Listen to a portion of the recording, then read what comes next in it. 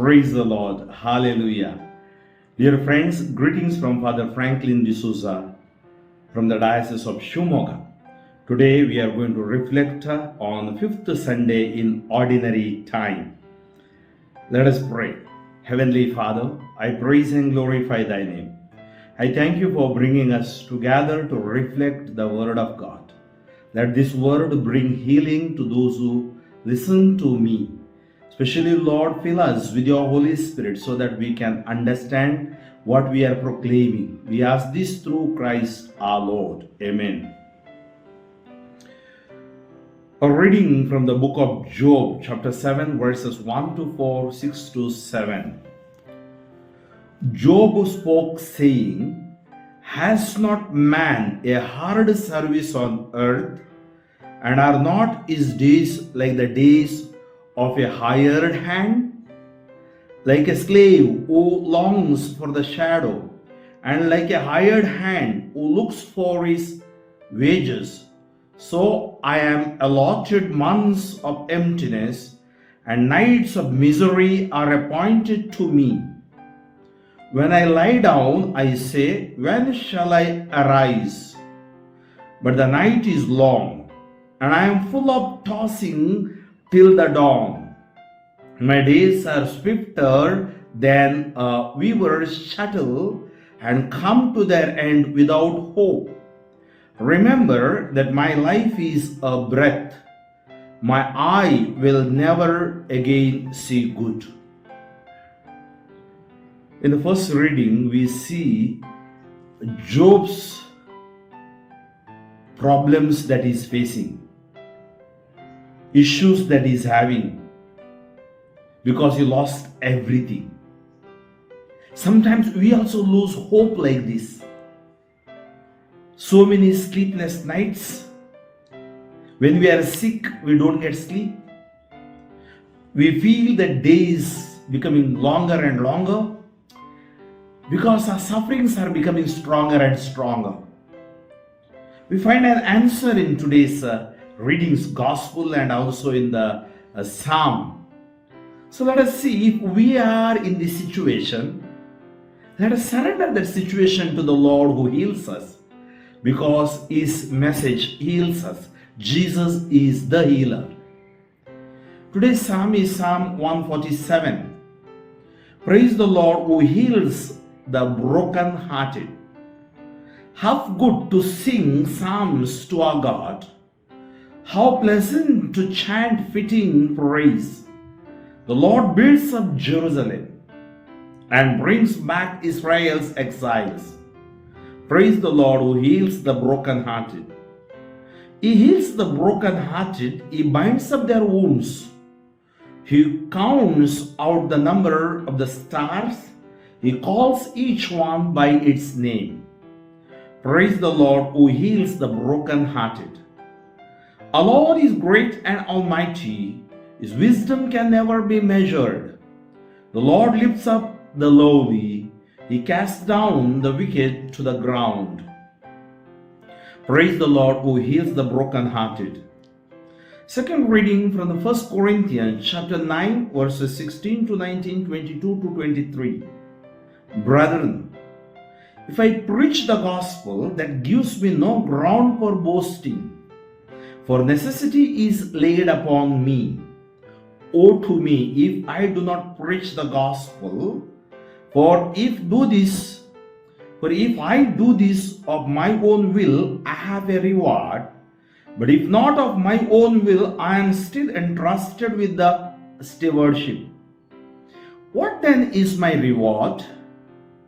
That in my preaching I may present the gospel free of charge, so as not to make full use of my right in the gospel. For though I am free from all, I have made myself a servant to all, that I might win more of them. To the weak I became weak, that I might win the weak. I have become all things to all people, that by all means I might save some. I do it all for the sake of the gospel, that I may share with them in its blessings. Acclamation. Alleluia, Alleluia. Christ took our illness and bore our diseases. Alleluia. Gospel according to Mark chapter 1 verses 29 to 39. At that time, Jesus left the synagogue and entered the house of Simon and Andrew with James and John. Now Simon's mother-in-law lay ill with a fever, and immediately they told him about her. And he came and took her by the hand and lifted her up. And the fever left her, and she began to serve them. That evening at sunset, they brought to him all who were sick or oppressed by demons. And the whole city was gathered together at the door. And he healed many who were sick with various diseases and cast out many demons. And he would not permit the demons to speak because they knew him. And rising very early in the morning, while it was still dark, he departed and went out to a desolate place, and there he prayed. And Simon and those who were with him searched for him, and they found him and said to him, "Everyone is looking for you." And he said to them, "Let us go on to the next towns, that I may preach there also, for that is what I came for." And he went throughout all Galilee, preaching in their synagogues and casting out demons. Ministry and prayer. On entering Simon's house and being immediately told about Simon's mother-in-law being down with a fever, Jesus takes her by the hand and lifts her up. The fever leaves her, and she began to serve them. Those whom Jesus touches and are healed are ready to serve indeed. Service to others is a sign of being touched by Jesus, who came to serve and not to be served. From one individual who is healed, Jesus now has to deal with all the sick and those possessed by demons who gathered together at the door. There must have been a crowd seeking to be healed and freed from demonic oppression. Many were healed of various diseases and many liberated from the devil. Jesus heals both the ills of our body as well as those of the soul. Those gathered at the house had not recognized Jesus, but the demons did. Jesus did not permit them to speak because his hour had not yet come. Despite a day packed with preaching in the synagogue, healing of Simon's mother-in-law, curing the crowds who crowded at the door, and freeing those oppressed by demons, Jesus leaves the house early in the morning while it was still dark. Jesus departs and goes to the deserted place, and there he prays. Intense and even prolonged ministry can never be substitute or an alibi for personal prayer. As friends, the ministry of Jesus, basically preaching and healing. Gospel brings healing. In the psalm we have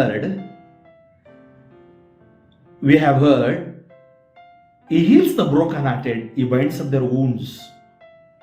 And St. Paul says that his mission is also same, preaching the word of God. It's not because it is his job, but it is freely given by God, it's a gift. And through that, he heals many people, brings closer them to Jesus. And today, mission, ministry, and service is for healing and blessing and deliverance. Also, to lead an exemplary life in our lives for Jesus.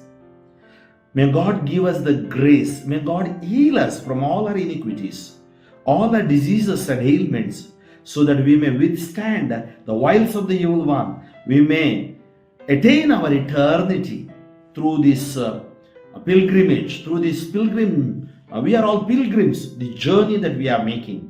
And the Word of God is the food for our soul. Eucharist is food for our soul.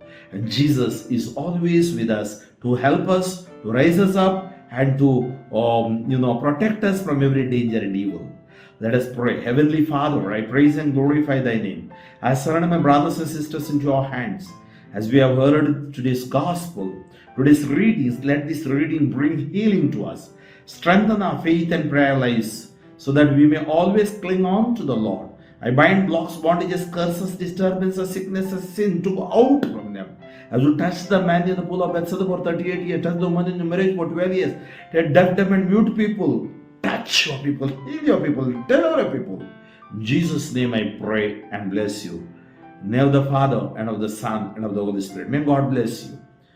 Friends, continue to pray for me, especially spread this gospel through your social network. God bless you.